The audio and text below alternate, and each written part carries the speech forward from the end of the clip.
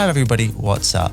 You're listening to I Was Just Wondering with Tom Salmon, the podcast that dives into music, film and games and everything else in between. My guests on this week's episode are director Anthony Nti and writer Chingiz Karibekov, the creative team behind the award-winning short film Dair, which tells the story of Matilda and Prince's life-changing road trip from Ghana's vibrant coast to its inner-city streets plagued by crime and gangsters.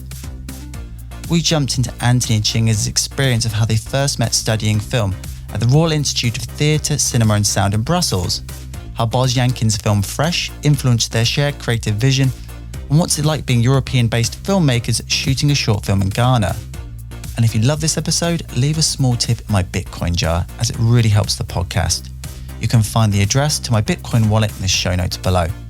So if you're running, stuck in a traffic jam, or sitting behind a desk at work, I hope you enjoy my interview with Anthony and Chingiz. So hello, Anthony and Chingiz. Welcome to the podcast. So for people who aren't familiar with your award-winning film and TV work, who are you and what do you do? I'm Anthony Nti, director and writer. Occasionally, if must, I produce. I work. I did a short film called Dair, which won the Grand Prix, and did a TV show for the Belgian national television station, and now working on our first feature. And throughout the fiction, I do some commercials and some video clips here and there. That's me. Yeah, hi. My name is Chingiz Karibekov, and I co-wrote Dair together with Anthony and also produced it. As Anthony said before, we produce when necessary, when we have to do it. Mm-hmm. But we're happy with the Dair, and worked on. Me and Anthony always work together. So all the projects that he mentioned are a project that we've worked on together, the TV show, the feature film, and hopefully many more projects to come. So before we jump into your latest short film, Dair, I'd just like to sort of ask you a question going back to your teenage years of what was the first film you really appreciated artistically? It was, it's a funny, it's a good question because me and Chingiz, we often talk about growing up and stuff. And I remember recently my uncle told me which film that really impressed me because, growing up in Ghana, we would go to my uncle's house because he had like a big TV. Not everybody had TVs where we lived, so that's where we would go on Sundays to watch films, And I remember we saw a film, and then after that, the next Sunday, we saw another film, and the character that was in the previous film that died was in the new film, so I was very confused, And I remember asking my uncle, how is that possible? And he was like, yeah, he explained for the first time, that film is not real, Mm-hmm. And actually, this year is when I figured out that film was Fresh. It's called Fresh. By Boaz Yakin. Right, okay. Yeah, and I recently actually saw the film, I think in 2020. I saw the film again. Chingiz sent it, and I was like, "Man, this film looks so familiar." And yeah, but it's by coincidence. So I can answer your question perfectly. It's Fresh. But that's the thing is that it's funny because when I was a kid and I used to live in Kazakhstan, I also saw that film, and it stuck with me as well. And then later, when we were studying film. Nobody really knows that film. I mean, it's not a very popular film of that genre. Like in the 90s, there were these, I'd call them New Jack Cinema. Right. Yeah. And they would, New Jack City, Menace to Society, and these were all great films. But Fresh I mean, for me at the time, I was like, wow, this film is amazing. And I remember back in the day, me and Anthony would talk about, just several films, but one of the films that kind of stood out to us was like Fresh. And obviously for Anthony, it was like the most influential film of all time, apparently. So I was just going to say, I'm familiar with New Jack Cinema, but I'm not actually familiar with Fresh. I probably have seen it, but I can't remember it. So for people who haven't seen it, what is the story about? I mean, the story is about this kid. It's actually not like a loss of innocence. It's about this kid that something happens to his sister, and he wants to like take the matters in his own hands. And his world crosses, a little. It's like this local drug dealer, and he's like kind of like he's with the sister, and the kid doesn't like it, and he takes matters in his own hands, and tries to set up all these drug dealers or whatever. But the thing is that he has a dad, that is around, but. Also played by Samuel L. Jackson, if I'm not mistaken. And he's just like, the only time he kind of like connects with his dad is like when they play chess. And the dad is like he's like this very strict man. And I remember the last scene,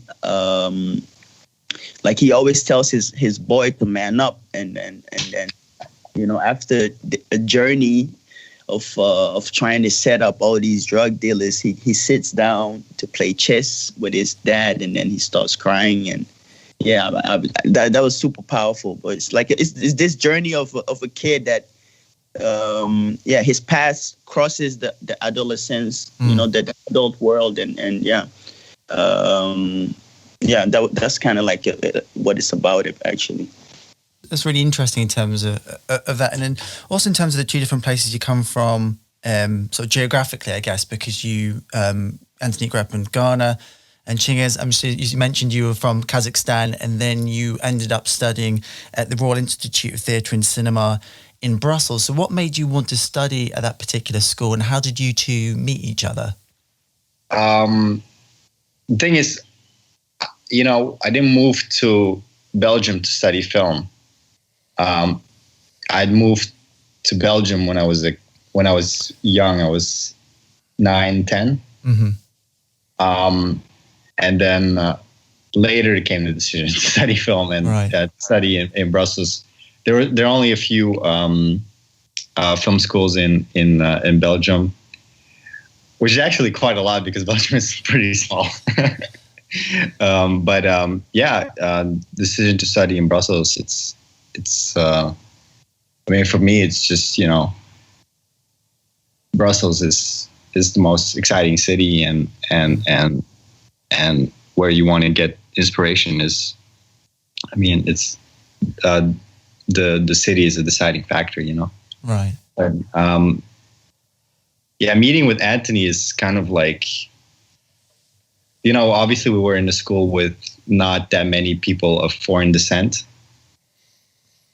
And not only was Anthony like of foreign descent, he was like from a foreign, like he wasn't born in Belgium.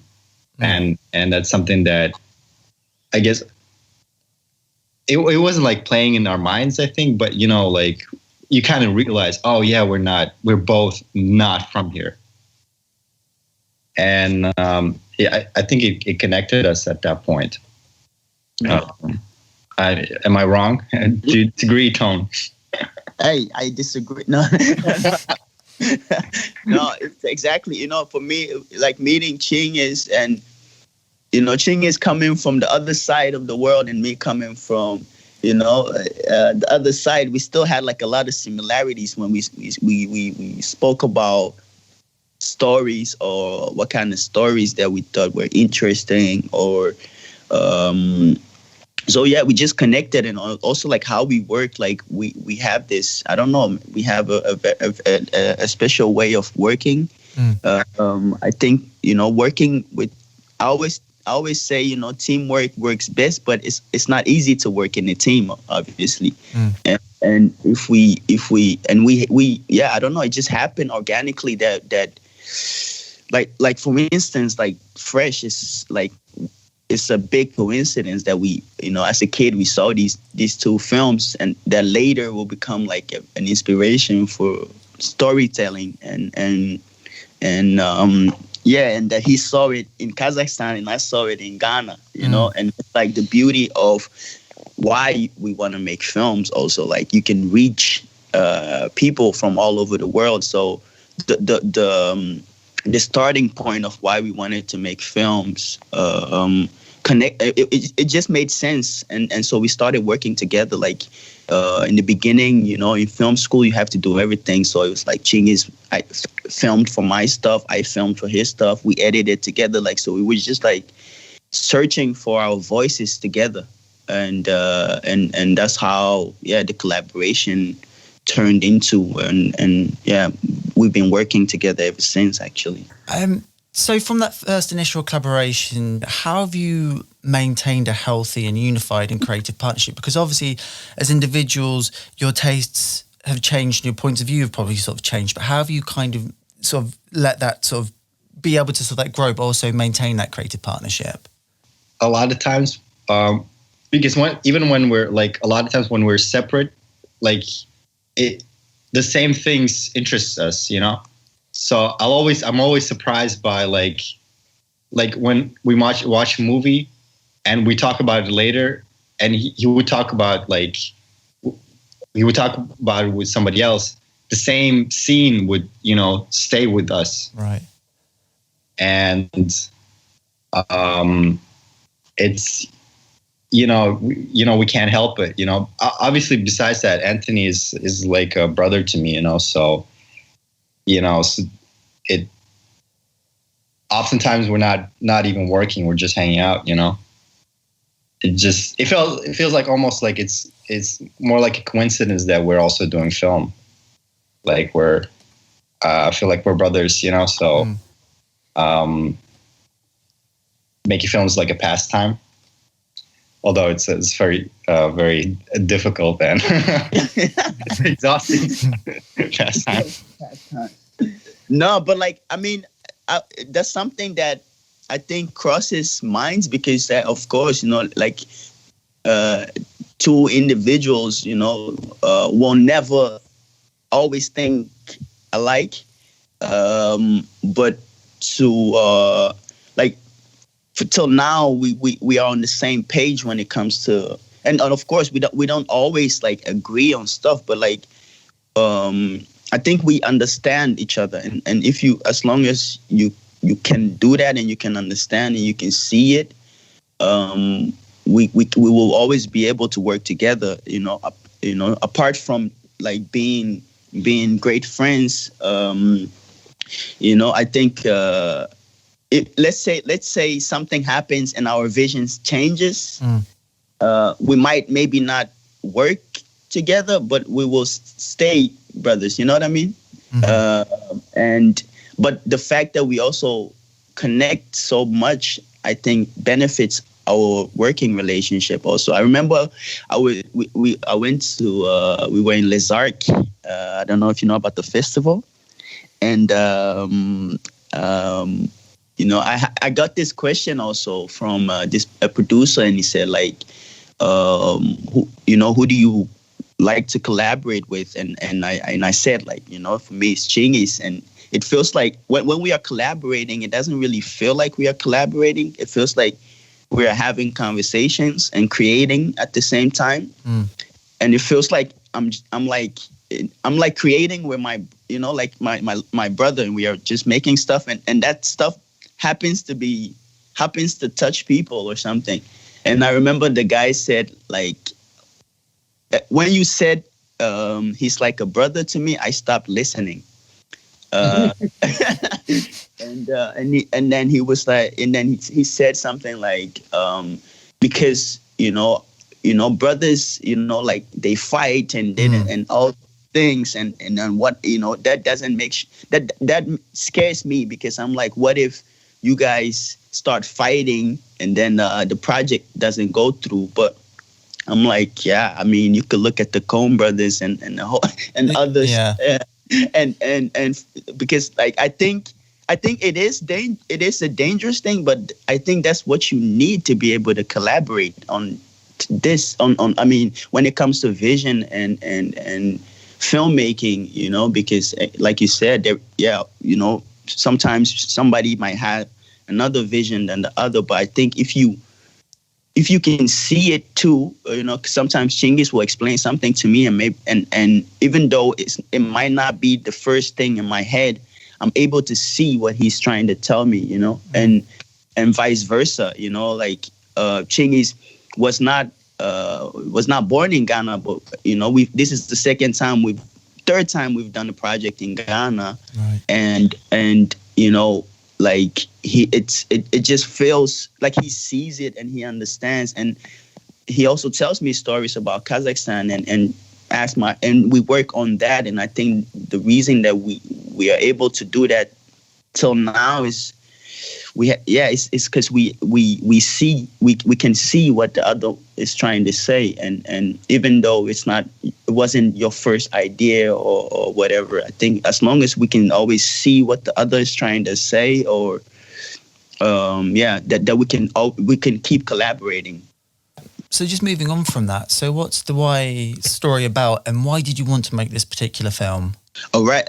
So actually in I think 2014, I think, we did a short film called Kweku, actually. Mm-hmm. And it was also based in Ghana. And it was, it was part of like, it was to honor my grandma who passed back then. But actually Kweku was also a bit part of like a story that became Daye, actually. So we had the idea about this kid that goes to play football, misses the football, goes to play football instead of staying home to look after things, and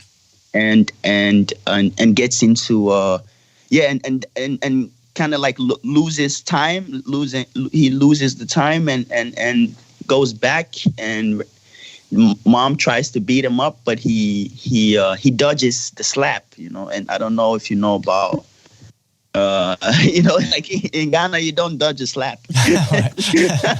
Okay.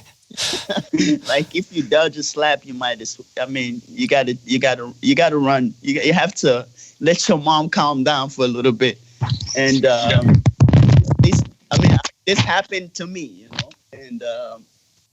and then another story was like me as a kid, and also Chingiz, like as kids, hanging with like grown-ups, sometimes depending on neighborhoods that you live, like there was a thin line between like kids and adults, like they feel like we are all one and stuff, but actually there is a difference between an adult and a kid.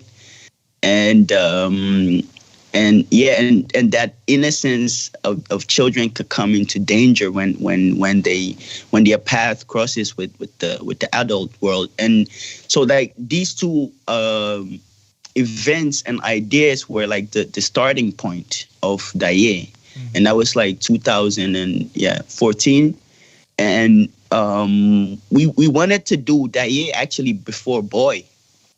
But yeah, it was a bit too ambitious, and we couldn't like find ways to get it produced. So we kept talking about it, and we kept having conversations about it, and then as of a point we decided, we're just gonna try and produce it ourselves, and started delivering pizzas, doing all kinds of stuff to gain enough money to do it, and we felt like, okay, this is a story we really want to tell, because I remember as a kid being in these situations, I didn't see the danger, because you're naive, and you are getting a lot of, let's say, love, or a lot of like, you know, like you're rapping with the older guys, and they're like, you know, backing you and giving you ad libs, and you feel like you're part of everything, but actually you don't understand the danger. And so for us, the challenge was like, okay, can we make a film where we can show the tension, or let you feel the danger without ever showing any. I mean, like, it's not a violent film, you know, Daye. But we hope that you feel scared, or you feel like, ooh, I don't know about this. I don't know where it's gonna go, because that feeling I didn't have as a kid, but later thinking about it, I had that feeling. And so we, for us as filmmakers, that was the challenge. Like, okay, that was something that happened. That was the feeling then. Now I feel this way about it. How can we take that story and translate the feeling we feel about it now? And that's what Daye became.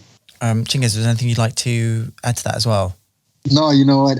Anthony was all encompassing. I feel like maybe I'll add that, you know, in development of the project, you know, we kind of sensed that, you know, like, you know, we had this idea that the story was like about peer pressure as well. Mm-hmm. It was about these kids, you know, Prince is being pressured into going to play football. Matilda pressures him to go with the Boga. And similarly, you know, the Boga is pressured by his gang, you know, something that you find out later. To find these kids, which is, you know, becomes the story, in fact. Mm. But at the end, he changes his mind, and it's kind of like the journey of the story that we wanted to tell about how what kind of effect that peer pressure can have even to adults, you know, mm-hmm. and that's in a way how, you know, because we handle the theme very, very, like it's funny and childish in the beginning of the story. But at the end, it becomes this, you know, tension-filled story, but with the same theme, you know. That's why we think you feel like it's uniform. It's because we're talking about the same thing. The scene in the beginning of the film is the same scene as at the end, you know? So just sort of jumping into the writing process, do you sit down and write together, obviously COVID allowing, or do you write separately and swap the drafts back and forth? We combine, but me and Anthony, we live close together.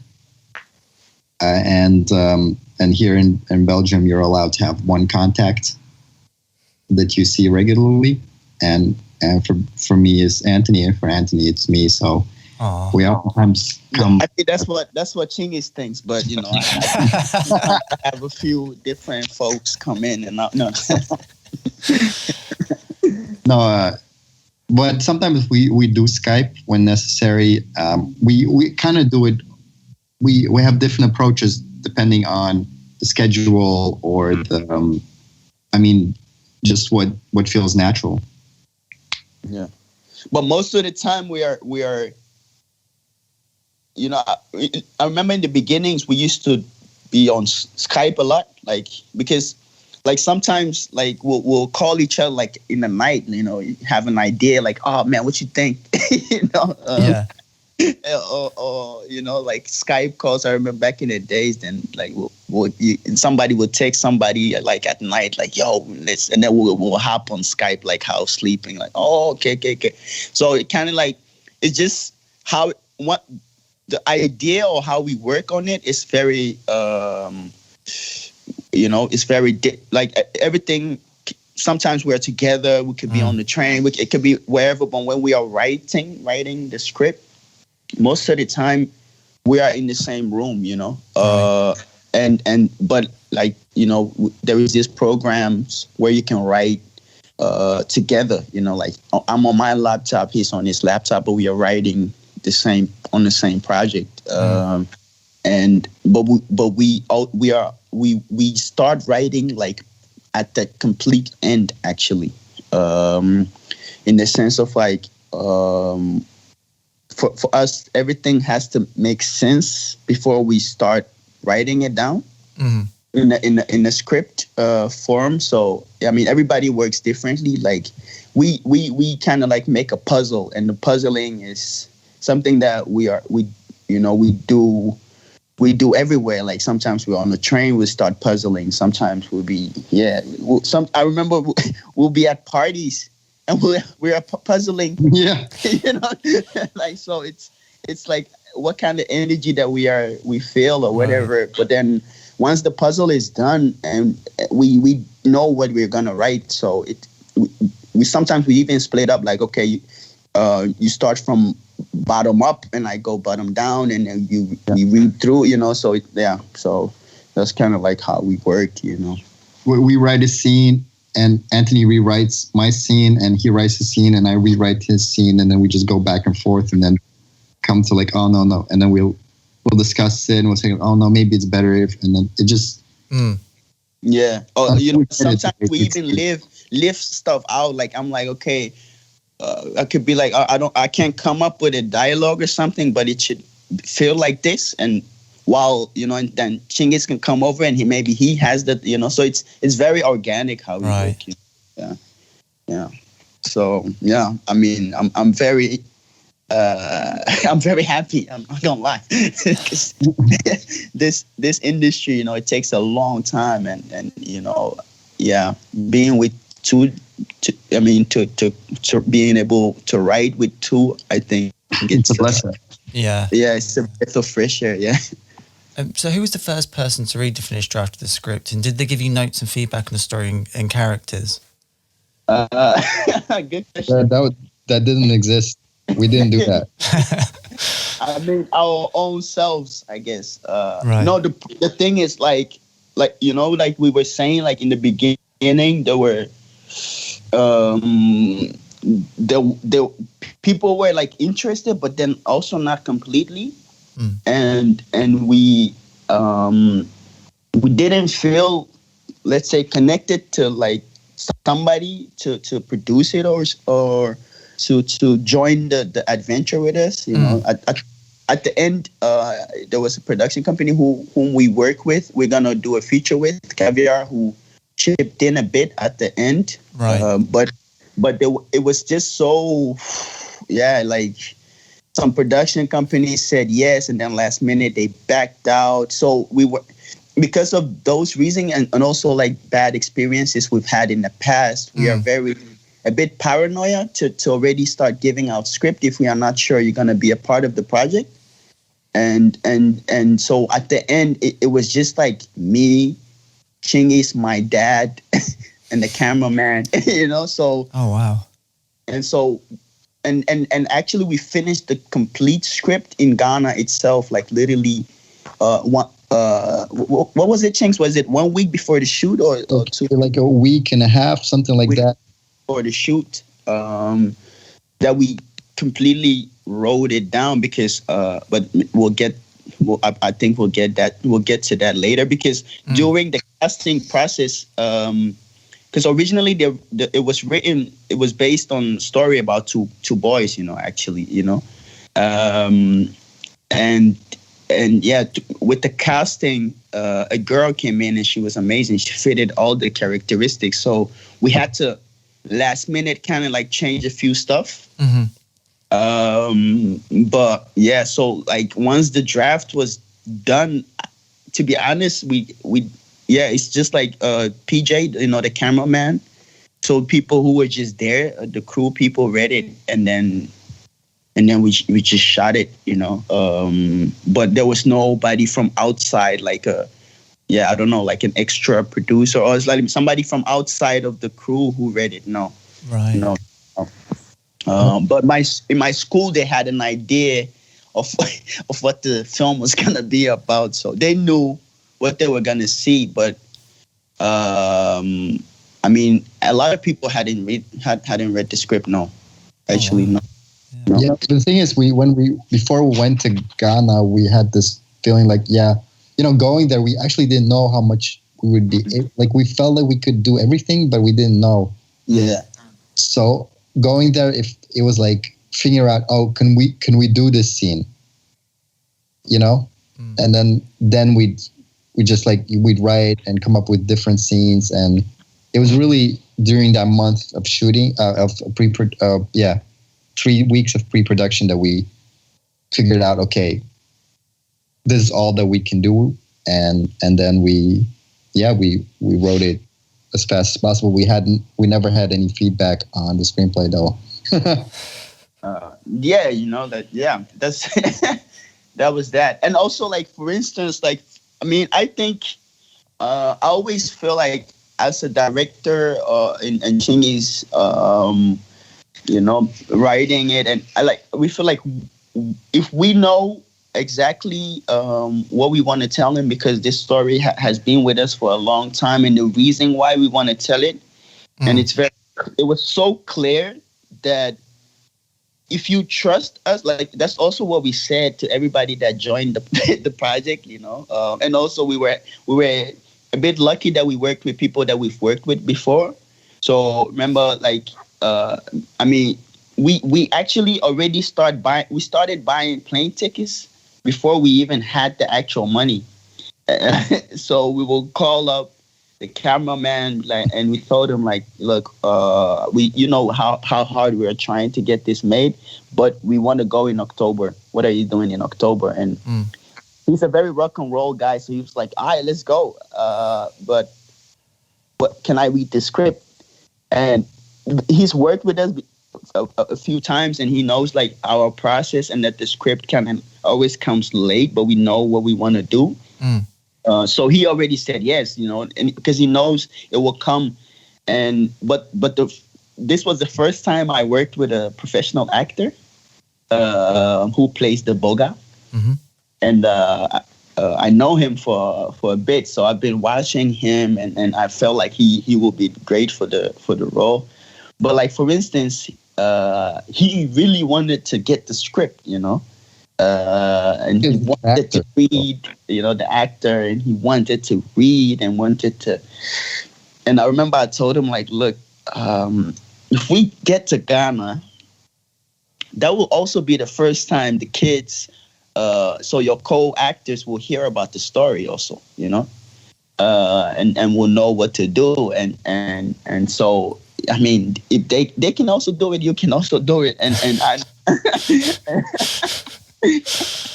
I know, like, it was he was not happy at all. I can imagine, yeah. But I'm like, it's just and then at the end, we had a great conversation, and he was like, yeah, man, it was a very interesting way of working. But I trusted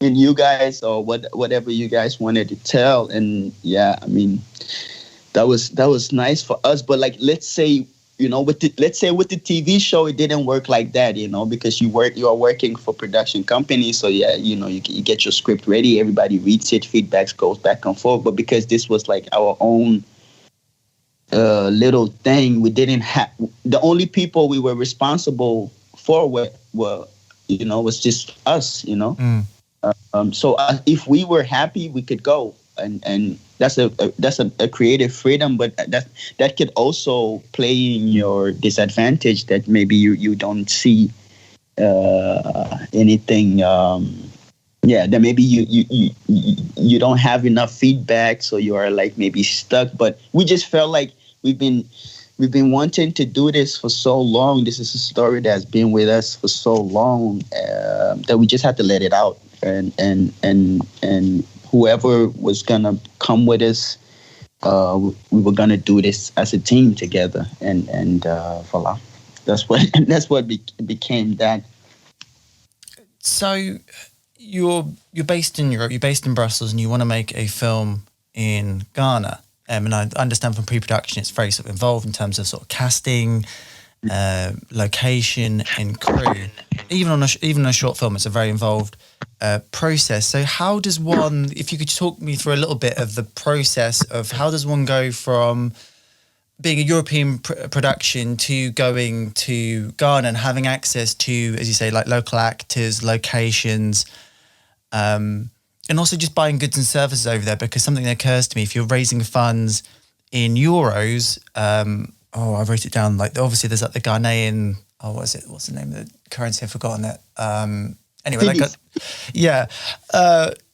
even just the fact of moving from euros to that particular currency and actually just being able to spend money and buy things over there, was that a particular like issue for you?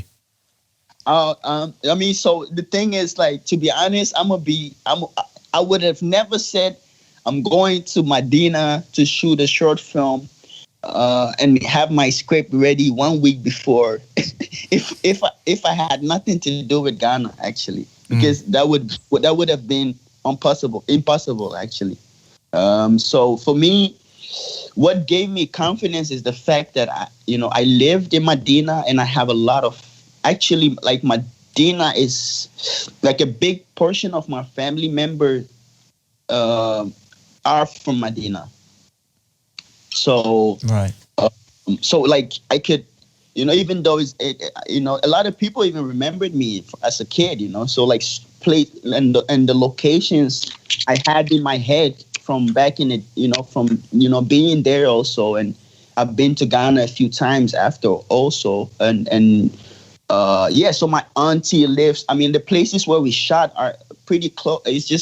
We were home, Right. We were kind of like shooting in our backyard or something. Even though it wasn't always easy, it was just my family. For me, if you look at the film, and for me, that's the greatest achievement. At the end, the credits, I always get emotional when I'm reading the credits, because these are like aunties and nephews and uncles, right? And they were the production crew, they were the crew and the team, and they created they created a film, they produced a film, and so that was that. Like my dad, who lives here also, but he's actually the most. He talks to people. He talks to family members every day. So once I told him about, like, okay, this is what we're gonna do, he already started. And I will call up my nephew and so like we were already kind of like sorting stuff out while we were here. But it's easy, thanks to of course. The phone and WhatsApp and like stuff makes it very easy to communicate back home, and so it was like we already the things that I had in my head that I kind of like knew vividly were there.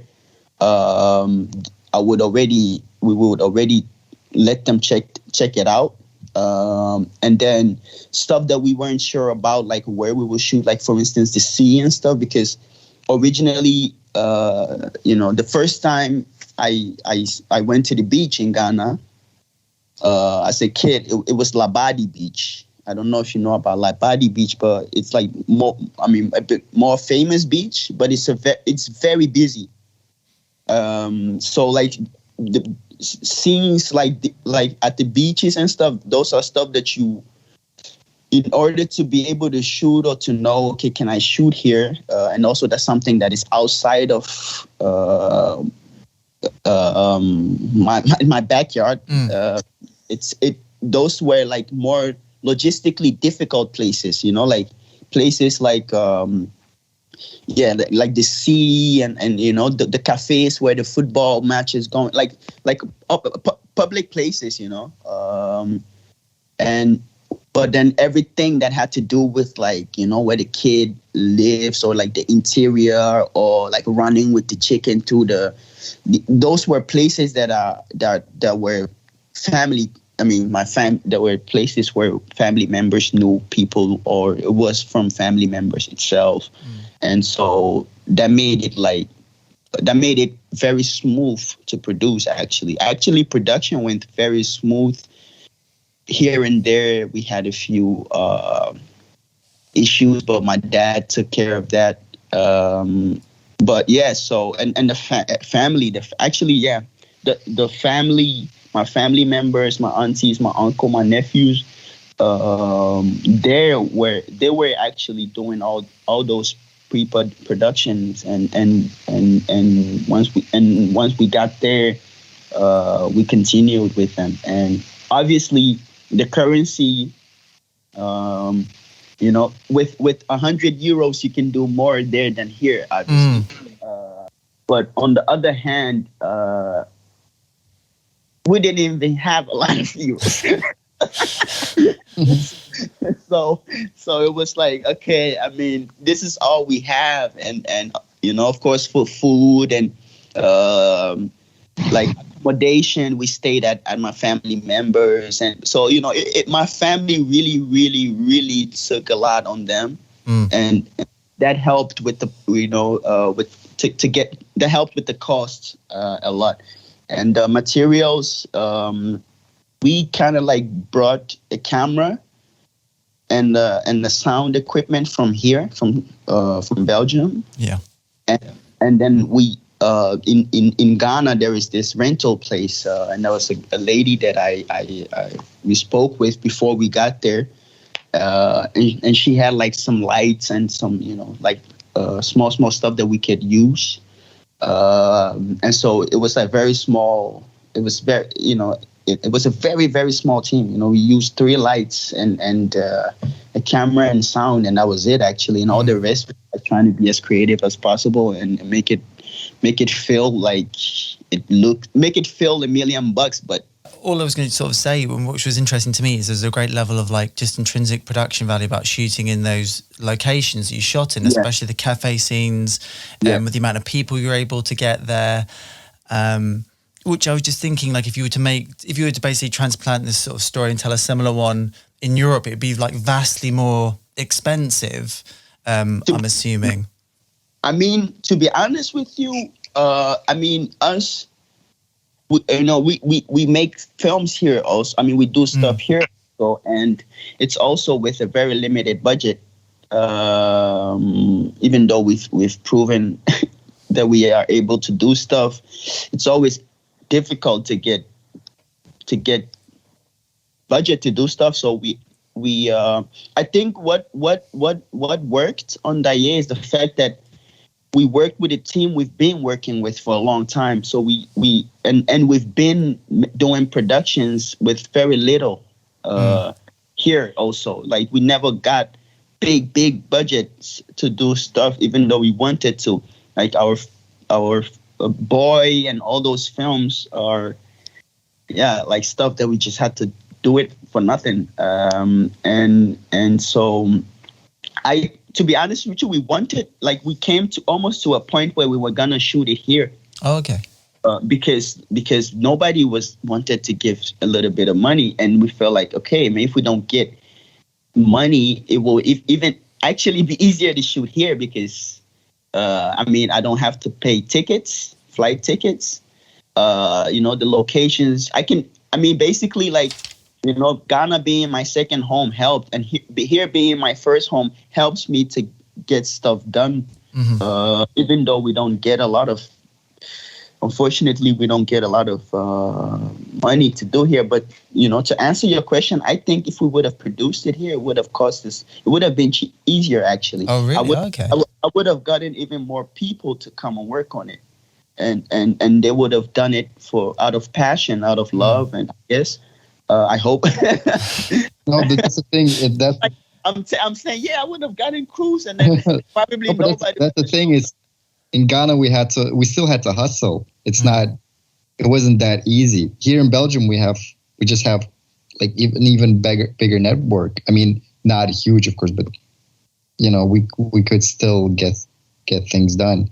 Yeah, like it would have been less. Let's say, I think we would have even made it quicker. It would have been easier to make here faster than the decision that we took to keep it original. I mean, to not make any compromises, because there were people that suggested, like, why don't you guys just do it here? Like, it will be faster. It will be, but we didn't want to compromise, Yeah. So it is funny, right? That you know it's. But I think mostly it's because having family and really knowing the place, and that helped a lot. That helped a lot. And yeah, of course, like the currency helps also, you know. But you know, for instance, like to rent lights, or to rent like small stuff that we rented. In Ghana, I had to go rent those stuff, while in Belgium, I probably could have gotten it for free, you know? Mm-hmm. So because I had to make it, I would then collaborate with people and so with the technical things, you know, we rented out and you know, it was less cheap, it was less expensive. But mostly it was just like logistics, you know, and logistics were taken care of, you know, by the whole team and the whole family, and so you know, we could get it done. Thank God. Wow, but it wasn't cheap for sure. But to be honest, we would have probably done it for less, or just because of the network we have. A little bit of network we have with people we've collaborated with before here than in Ghana. But. So I just want to jump a little bit into the casting process, because you have the 3 lead actors, which is Prince, Matilda, and I hope I'm pronouncing his name right, Gua, I believe? Gua. Yeah. Okay. So, I mean, you sort of spoke about it as well. Like it can be tough directing children, but they tend to give a more honest performance. So what was it like? I mean, had you worked with children before, and were you used to direct them, and how do you go about casting them? I mean, we've worked with a lot of kids. Also, we in Belgium, like we did. You know, like kids, you know, so we work with this, how do you say it? Chings, help me. LGU, how would you say called LGU? Yeah, it's like, I guess it's like a community-centered dance academy. They also teach kids how to act or to... Yeah, it's like this, community service kind of stuff. Like, you know, it started off with dance, and you could just come there and dance instead of just like being in the street, and then it became more and more, and we taught acting classes there, and it was with kids actually. Right. And so I mean, like working with kids, it naturally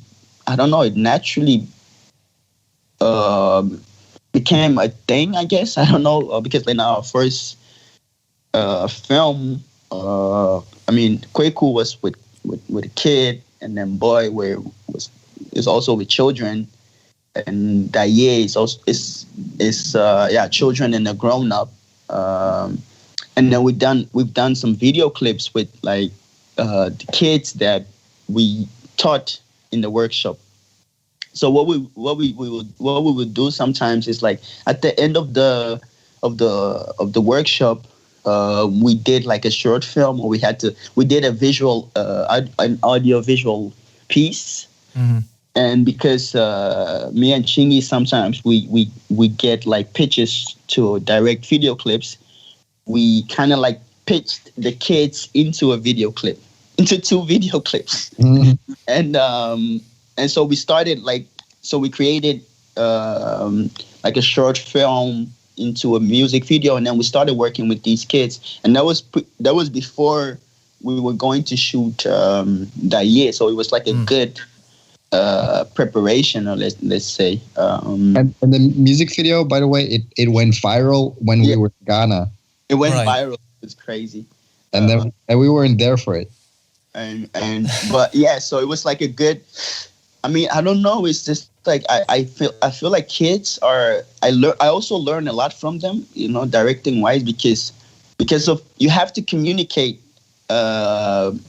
Basically, I mean, you know, like if a kid doesn't understand you, he doesn't understand you. Yeah. And so it's always trying to find a way for them to get to understand you. And yeah, and I feel like the more I've done it, the more I've found a language. And I can, yeah, I mean, till now, everything that needed to be done it has worked out, but it's also because like these kids are super intelligent also, and kids are, if a kid understands what's going on, wow, like it will give you the most beautiful, purest performances because it's just real, And yeah, I always say like acting, you don't act, you be, and that's what kids do. They be, and if you can communicate to get them to a point where they can just be, then I think it will be powerful, and that's what we got. Like these, when we cast kids, also, we just. We let them be, and we just talk to them and have conversations with them, and for some kids, they just understand it. They get it. They get the story. They understand. It's some. I mean, we're going to make a film, but you have kids that are very shy or they look into the camera. That's mostly because I think you haven't communicated right with them, because I believe everybody can actually act. Just like with the kids, it's just like it's a different way of communicating. And the more you do it, the more you try, you find tricks, I guess, to get to them quicker, to make them understand you a bit quicker. While with professional actors or grown-ups, they have tricks, and kids don't have tricks, so you have to give them everything. And while sometimes, but that's also a bit for me, like that could also be it could be an advantage but also a disadvantage, because like a professional actor can give you, I mean, if you tell them, you want, that's bad direction, but I'm just gonna give a bad direction. Like, I don't know, like, you are sad, never say that, and never give that as a direction. But if that character is sad, a professional actor can find tools to get to that sadness quicker, But that doesn't mean it's always organic, And so that was the balance. Like for me with the kids, it was just trying to get them to understand, to be. And with the professional actor, it was more like trying to destruct the school acting thing or whatever tricks that he may have, and to get him as pure as a kid, so that person can be. So that's why I loved to combine these two, because for me as a director, it was a good challenge or something to learn. I don't know if that answers your question, but that was that. Yeah, it does. I just wondered, did you use a local casting director or agency to cast the kids, or is that because I've heard stories of people that they've actually just approached people on the street and said, "Hey, I'm a filmmaker. Here's my card. Do you want to be in my movie?" Which can go one of two ways. Yeah, actually, that's what we do. We do street cast. Here in Belgium, that's what we do. We do street casting. Like they were just like kids from the neighborhood that we went to play football with them, and then we were like, let's make a film. With Ghana, we went to a primary school, and in the primary school, we just had an open call, an open audition. Like everybody could come audition, and it wasn't like an acting school. It was just a regular school, and my nephew knew the headmaster of that school, so she really organized, she really went to the classes and told them about a film that's going to be made and who wants to play. So everybody that came to the audition, they were there because I guess they wanted to be in a film, Right. But not everybody. And actually, all those kids that came to audition are all in the movie. Actually, like they're all they're all in the football scene and everything, and so yeah, everybody just came. And I remember this teacher telling us, he asked us like, is it okay if a girl also comes? And we were like, of course, like, because when me and Chingiz write, we write down characteristics, but it was also really cool for us to see that all those characteristics had nothing to do with gender. And so that's why she could, it didn't matter if it was a Matilda or Kofi playing that role, and so we were like, we are open for everything. Like, it's about the characteristics. And I don't know, Chings, did Matilda came in first or was Prince first? I always switch it up. No, it was Matilda. Matilda was the first one to come in. Yeah. And she immediately convinced us. We were just wondering which role should she play. Yeah. And she's very photogenic. I mean, they're both very sort of expressive, and even just them, I guess, like not quote unquote acting, just like the camera really like loves them, especially. And I'd say for me in their particular performances that they're very nuanced and intimate performances. It's not over exaggerated. You can just let the camera just sort of sit on them, and then just the expression of their face conveys the emotion of the scene, which was really beautiful. Yeah. Yeah, like they came in, and it was magical. Like it was, like, to be honest, till now we've always had the luck that we always found our characters like very quick, actually. Like the first day of the casting, we knew, okay, these two, they work for us. And we always go on our intuition, actually. And yeah, our intuition was to go for Matilda and Prince, and then it became Matilda and Prince.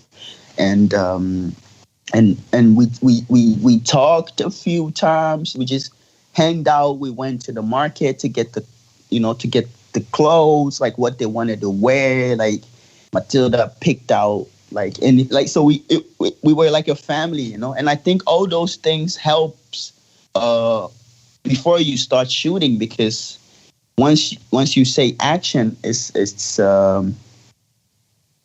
are in it, because they've been with us. They had been with us before we started shooting, for us it was very important, the casting. So when we came there in Ghana, that was like one of the first things that we did, and we got them really quick. So while we were doing the location hunting, or getting all the locations set, we were also with the kids, and so I think that's why it's organic, because it doesn't feel like they are acting, It was basically we've been here the whole time, and now the camera is here, but while we were like, going to the market to get the clothes and stuff, that was when we were explaining what the story was about, because they never touched the script, they never saw a script, we never give kids scripts, actually, I think it's very I just don't like that or something. So we were talking with them, and while talking with them, you just saw that they understood what we were saying, and so for them they could be, and everything went very, very natural. Matilda became a diva as a friend, because you realize, I think once kids realize, the power that they have, then it's then it could be then they can use it against you, Yeah. Like she'll be like, yeah, I want a pizza before the next scene. Oh wow. Okay. You know, like she was enjoying the superstar lifestyle, you know, because she got a lot. You know, everybody was giving the actors a lot of attention, and but it was really nice. And leaving, I remember the last day when we had to go. It was really emotional, right, James? Like at the school, it was. Yeah, it was difficult saying goodbye because like we didn't just go to do the film and leave. Like we were together the whole time. Like we lived together. Yeah, and the kids were like they would give suggestions also. You know, that's how well they understood the story, you know, and I remember like in the beginning, you know, the crew is very small, so we don't have like a script, so we have to, I mean, pay attention, everything, you know, and so, you know, sometimes we'll tell Prince like, oh no, the camera was on your other shoulder, you know, but when you tell a kid like, put it on, which shoulder was it? Put it there, like he didn't he understood pretty quick that it was for the continuation, you know. So sometimes we'll be I remember this scene we were about to start shooting and he just cut himself. He's like, no, cut it's not on the right shoulder. You know, so even the actors became crews also. So yeah, that's how organic everything went. So I'm happy that you're saying like their acting was very natural and it didn't feel like they had to like play, you know. And that's also the reason why we chose them. Yeah, because they could just be. So, Chingiz, I just want to bring you in here for a moment and ask you, what was your easiest and hardest day on set, and how did those pivotal days affect the rest of the shoot for you? I think almost every day was a difficult day. I think the first day was the hardest because, you know, we quickly realized, you know, oh man, so, you know, the heat was overwhelming, you know. And we started off doing what felt like were easy scenes, but were actually quite difficult because we thought, okay, you know what, because we don't want to have like really heavy acting scenes, we will let the actors, you know, the kids do these simple things. Like we had like this running shot of Prince when he runs back home. And that meant that, you know, because we didn't have like a Steadicam, we had the camera guy run besides the kid. And he fell a million times. And we were like, oh man, maybe this wasn't a good choice to do this right now. And you know, like, I think it kind of almost became easier as time went on because we kind of like, we adjusted to you know, working in this way. But, you know, in all honesty, the entire shoot was very exhausting. It was exhausting for us, mainly me and Anthony, because, you know, we were the ones responsible for the production. So we always were the ones who woke up the earliest and we went to bed, you know, the late, like we had like scenes because half of the film takes place at night. That meant we had to shoot during the night, and then the next day we'd wake up. We had like 2 hours, 3 hours of sleep every night. We wake up and we'd make breakfast for the crew. And because we were all living in one house, and Anthony was sleeping on a sofa during the shoot. You know, it was very was very exhausting, I have to say. So I don't know if this was the answer you were hoping for, but it was like, if you can imagine, like little to no sleep, long hours, having to think and take care of everybody during the production, because me and Anthony, we were not only were we responsible for the film, we were responsible for the crew that we brought into, for them also a foreign country. We had this camera that was like 100,000, I would say like pounds, but euros as well. And we needed to make sure that, we wouldn't lose anything, nothing breaks. If the camera broke halfway through, there would be no movie, Yeah. And then there were the kids, we wanted the kids to have fun, we didn't want them to be hungry at any point, we wanted them to, at the end of the day, at the end of the shoot, as Anthony said, they actually, the kids were crying because we had to go. Yeah. It was very much, going to Ghana was very much a trial by fire, When you were filming, did you get an opportunity to look at the dailies yourself and maybe give Anthony, I guess, like feedback and notes on what he'd potentially sort of shot as a second pair of eyes? Well, I was actually the assistant director. Right, okay.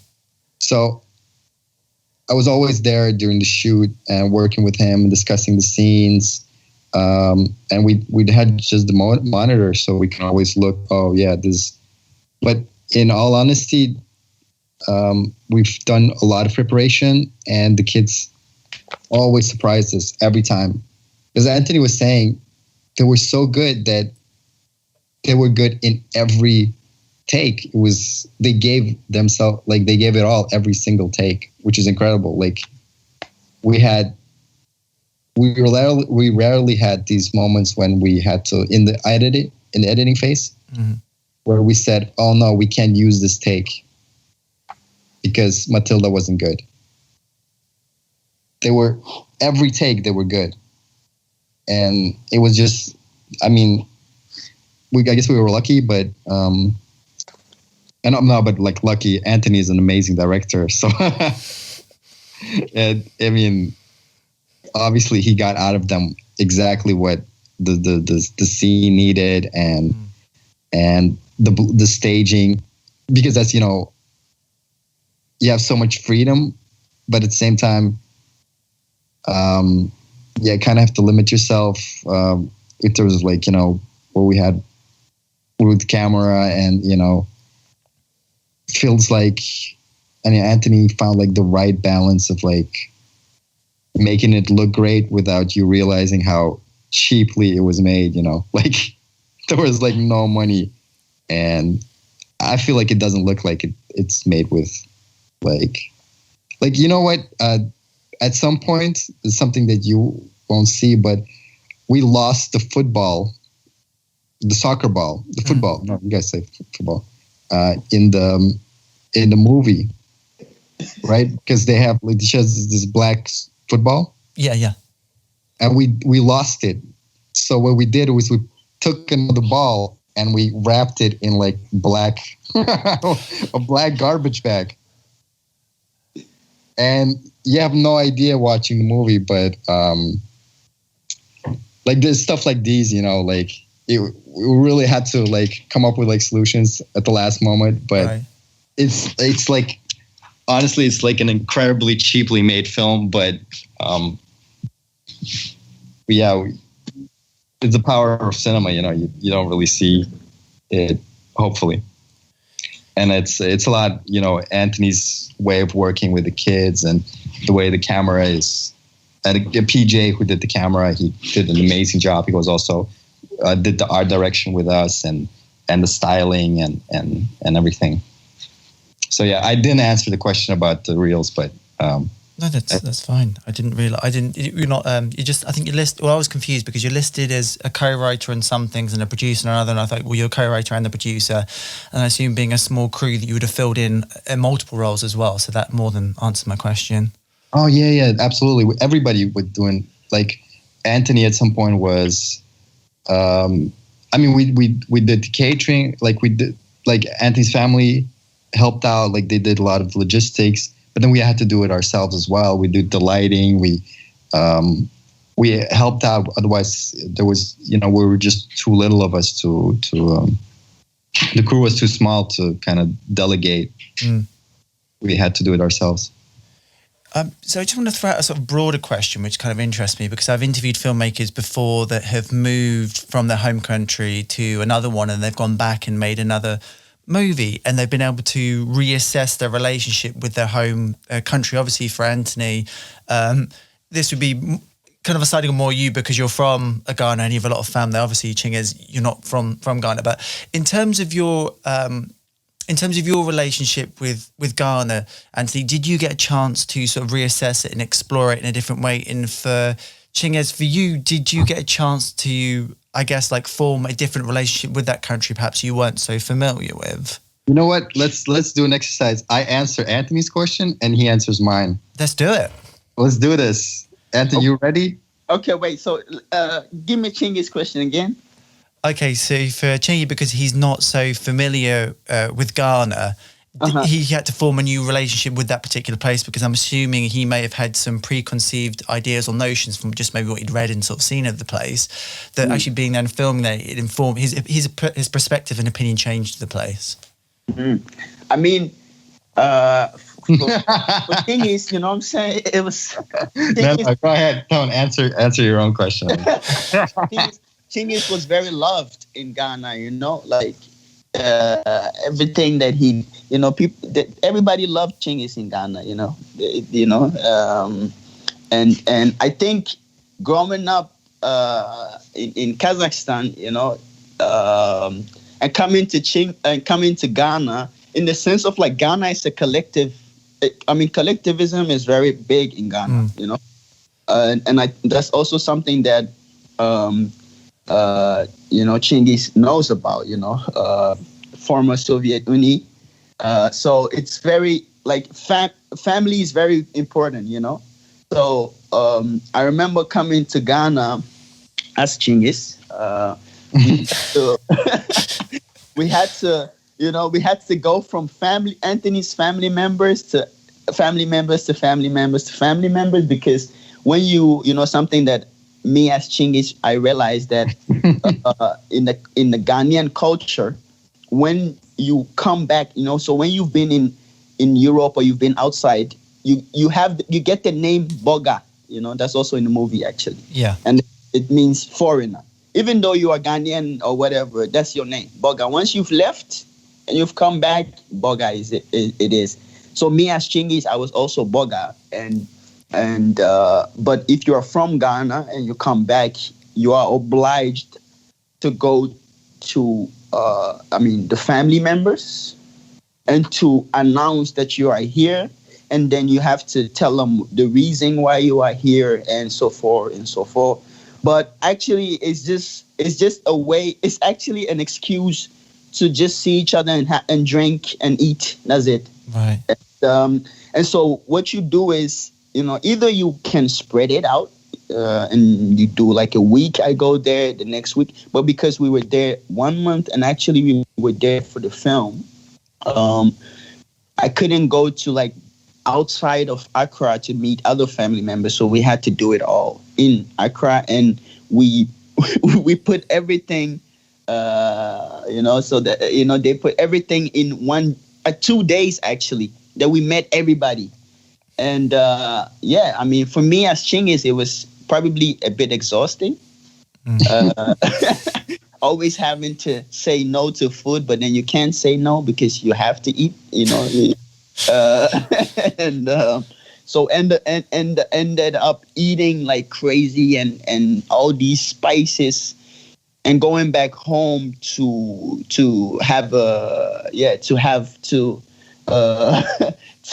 discover yourself on the toilet. Was something that, but also, Ghana is a very, let me say, like Anthony's family, they were very chill, they were very welcoming. And, but family is very, very important, and that's something I saw, like, everything was family related. If it works for the family, it will be fine. If it doesn't work for the family, we will not do that. And so that was, I think, what I kind of like felt. The collectivism and everybody being one and always wanting to help out, and I never felt left out. As Chingiz. All right, so I'll answer as Anthony, being Anthony. A lot of the film, was about memory and childhood memories. So going back was, in a way, as you said, like revisiting that. Me being Anthony, I went back and I visited the places that were linked to these memories. Like, for instance, the sea scene. As me being Anthony, I said before, we wanted to film at Labadi Beach before, because that's actually the first beach that I visited when I was a kid. Of course, we weren't able to do that. We had to shoot it at a different beach, but still, we did go to that beach, and it was still like revisiting the past, and that's where you kind of realize, oh yeah, this is really what visually what the story is. This is the reason why we're here. Me being Anthony, that's what I was thinking at that time, and I know what Chingiz was saying. Like, I don't know, like he says a lot of stuff, but he was saying about how familiar it felt being in Ghana, even though he was never there before. But yeah, the film really brought the crew that we had with us. All of them were from Belgium, Right. Into Ghana. Gua is from Guinea. Yeah, okay. But I was talking about the crew, though. Oh, yeah, of course. Okay, it's all good. I count him as part of the crew. No, it's true. He's part of the crew. He's part of the crew. And also your father, actually. So. Yeah, my dad, yeah. But like most of the crew, they were Belgians. So, for them, it was like, we had like this small family almost of our crew, but also Anthony's family. And it kind of, during the process of making the film, we kind of, got to know each other and grow together. And it felt like, wow, is somebody laughing at me? No, nobody's laughing. What was that? No, what was the noise? Nobody's laughing at you. It was my cat. Oh, it was your cat. Man, your cat always laughs at me, man. She's laughing. Yeah, she's laughing. No, but that's really how it felt like. It's very much about revisiting the past and getting this crew into Belgium and getting to know also Ghana, Accra. I mean, not Ghana, but Medina and Accra mostly, because the film is kind of like a road trip. Yeah. So we actually visited all these places and we got to see all these, things. It was a very interesting experience. But it's something that I, as Anthony, had to almost relive and make the audience also live in the film. So just moving on from that, and once the film was completed, did you have a film festival strategy in mind and an aim to get Daer qualified for the Oscar short film category, or was that kind of a happy sort of accident in a way? And also, how's the pandemic kind of affected your festival run at the moment? It's, like making the film, we weren't doing it thinking of like going to Cannes or all those stuff. It wasn't really, it wasn't in our minds, actually. We just wanted to make the film first. And then once the film was done, we just then we of course you hope for the big ones, but then you can't send it to all the festivals, because the film was already like what I think it was the first. Now it's like 20 minutes, but when we were finished, the first cut was I think 23 minutes. It was 39. No, that's not it, bro. That's not a first cut. Like, what are you talking about? It was a rough cut. Yeah, like what we graduated with was like 23. Oh, yeah. No, that was that 23? Yeah, 23. Oh, 23. Okay, yeah. And so it was like, okay, so but that wasn't actually completely finished. And then it became 20 minutes. So there were already festivals that you couldn't go to, so for us, it wasn't like we tried to make it 15 minutes to try Cannes. It was just like, okay, this is the film we like, and so now, as of now, let's see what it does. So we started with the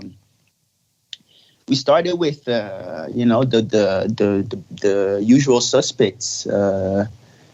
Like Berlin and then Clermont-Ferrand, but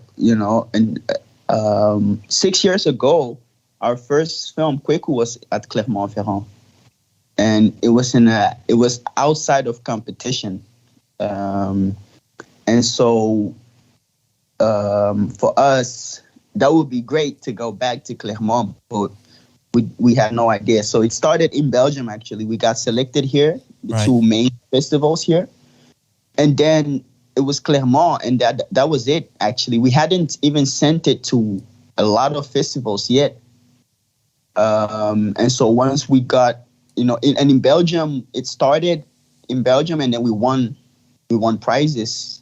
So and then the first three festivals, so it was Leuven, Ghent, and then Clermont. We had like 3 on 3.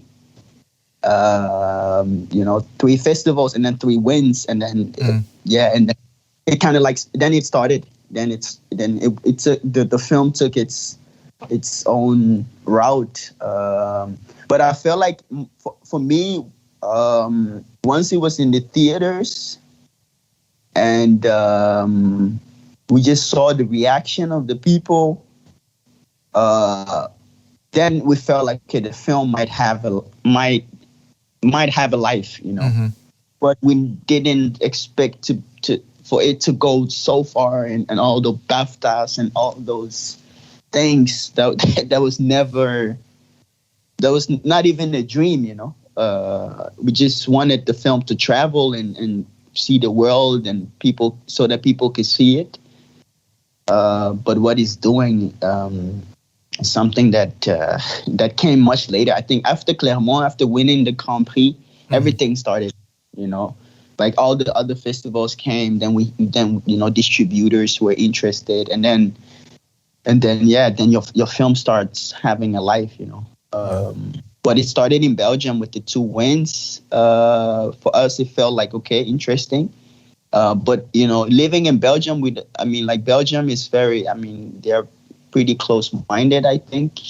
So you don't really know what your film will do if it's like you can win in Belgium and your film won't do anything outside of Belgium. So so winning in Belgium doesn't mean anything anymore.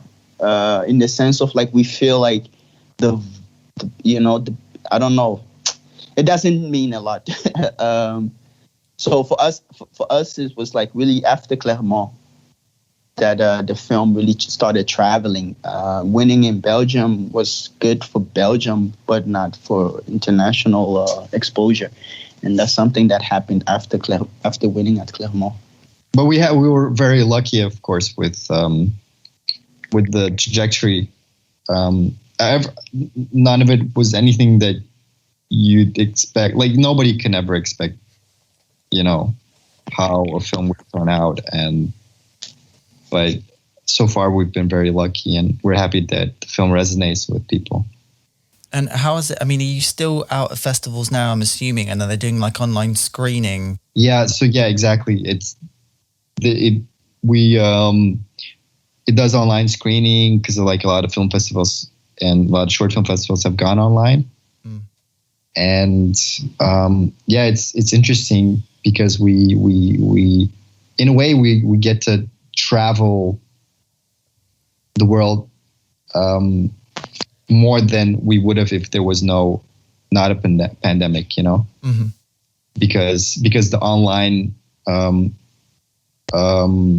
system of short film international film festivals has improved so much that they've been able to kind of, you know,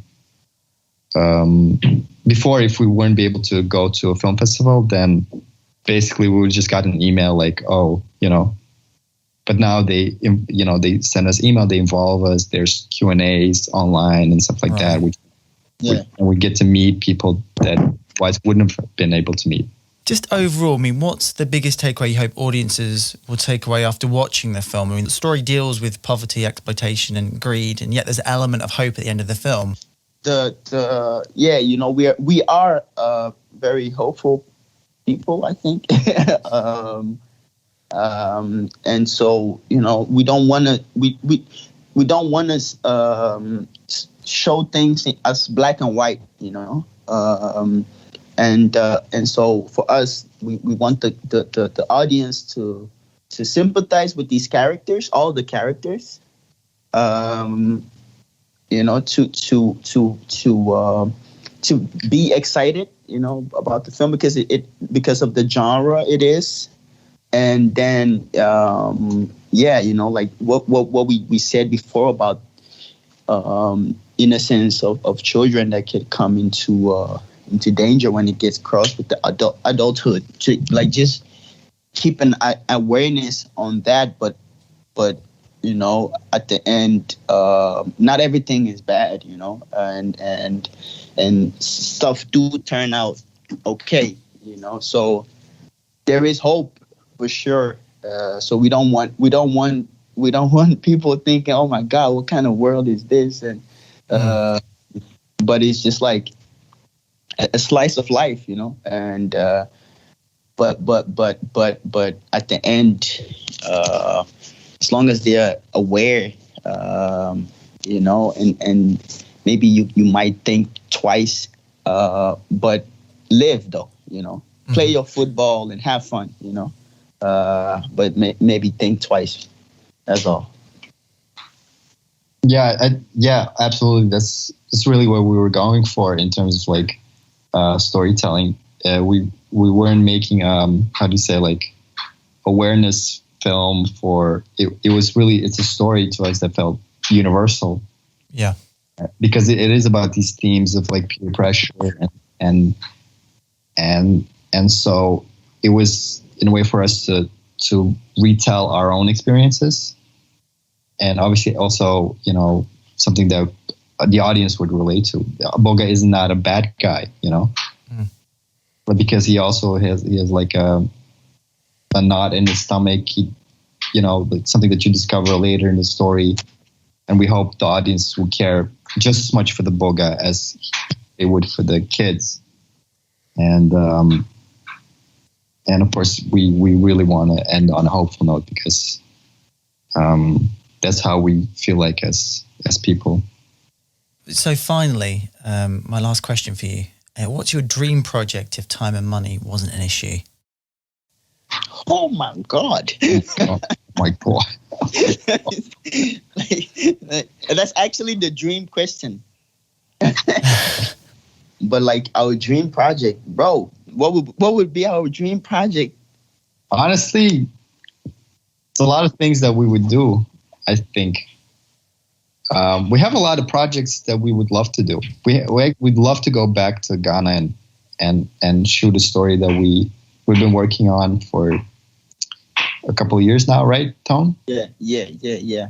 I mean, we both have, you know, feature ideas and series ideas, and for us, like our favorite films, you know, they had an impact, but they also visually were interesting, you know. And films like City of God and Prophet, and a lot of films that we like. They are not just like, even though the stories are very intimate, visually they are, it's cinema, and unfortunately, budget helps or equipment helps to sometimes achieve those things. But I think I'm very happy also to have received all these limitations at this, starting of our careers, because we were forced to really tell stories that we really want to tell, because you don't have a lot of stuff to do it, so everything you say should be effective or something, and so now I feel like sorry. I was just joking. I don't know. If we would make a film where we would just want to make a film where everybody gets paid, and then we don't always have to ask people for favors, and we can have that steady cam and not break our cameraman's back all the time, just like if we will have budget, we will still tell the same stories we want to tell. It's just like it would be more at ease, I think, more comfort doing it. That's all. I don't think the money will necessarily change the kind of stories that we want to tell. I think it might have it can help us think more like wildly, like how we really, really want to do it. So I think having money, we would just tell the stories we want to tell, but then with no compromises, if that answers your question. I can't give you a film at once, I think. Well, we're working on a feature adaptation, and it would be amazing if we get it made. We're working on it. Another TV show that was selected for Torino Series Lab that was also on Series Mania right now. And those projects are also our dream projects. So yeah, those are, all our projects are our dream projects, and every money every money to get it made is very, very, very welcome. So this is the audience. We're saying it to the audience, guys. Anybody with a big checkings account, just somebody with a few bitcoins they want to liquidate. Bitcoin. If anybody got some Bitcoin, they want even Fortnite money, just send it over. V-Bucks, nice. Yeah. Just so lastly, where can people check out your film and TV work and follow you on social media? So Daye, it's on it's still in the festival runs, but you can already watch it on Vimeo on demand, actually. And on socials or Facebook, it's Daye short film. So it's Daye. Good night, not good night. Daye. Short film. Me. I'm just Anthony Nti. On you can find me on Instagram or Facebook. Daye is on Twitter, on Facebook, and on Instagram. And Vimeo. So Vimeo. Yeah, I'm the same. I'm also on Instagram and Facebook. But follow Daye and our progress with the short film, hopefully, and watch it if you can. Yeah, and we are very how do I say it? We are very reachable. So sometimes people see the film and then they want to have a discussion about it. We are open to that. So okay. We are very on socials. If you have any questions or whatever, we are very open to going answering or having a talk about it. Yeah, we actually answered the DMs. We answered the questions if there's somebody comes with a question. Okay, cool. That's very cool. Yeah. Very cool. And of course, if anybody's out there, they want to give you some V-Bucks or some Bitcoin, they can do that as well through.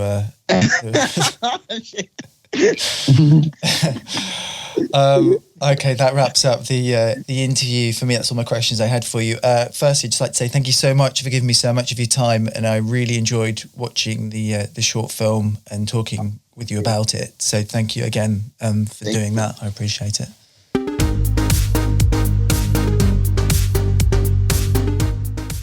So there you have it. I had a great time chatting with Anthony and Chingiz. And you can check out Dair on Vimeo on demand right now. Just hit the link in the description box below. And don't forget to check out more great content on aruba.com, from film reviews, video game hot takes and top 10 videos. And why not sign up and become a member and share your passion for all things entertainment on aruba.com today. And you can like and subscribe to I Was Just Wondering with Tom Salmon on Apple Podcasts, SoundCloud, Spotify and YouTube, and maybe leave a comment or review if you like. And don't forget to leave a small tip in the Bitcoin jar if you've loved this episode, as it really does help the podcast. You can find the address to my Bitcoin wallet in the show notes below. Thank you so much for listening. I've been Tom, and I'll catch up with you in the next episode.